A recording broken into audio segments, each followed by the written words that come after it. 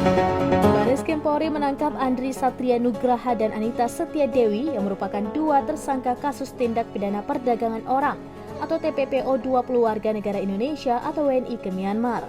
Keduanya berhasil ditangkap di apartemen Sayana Tarumajaya, Kabupaten Bekasi pada Selasa 9 Mei 2023 pada pukul 21.45 waktu Indonesia bagian Barat.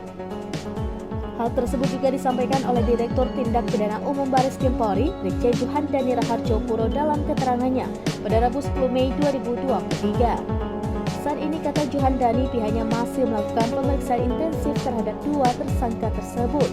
Juhandani menyebut penetapan tersangka terhadap keduanya ini sebelumnya diambil melalui gelar perkara yang dilakukan pada Selasa 9 Mei 2023 siang.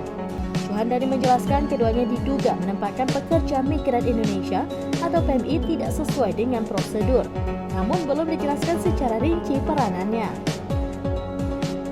Atas perbuatannya mereka dijerat dengan pasal 4 Undang-Undang Nomor 21 Tahun 2007 tentang TPPO dan atau pasal 81 Undang-Undang Nomor 18 Tahun 2017 tentang Perlindungan Pekerja Migran Indonesia atau PMI.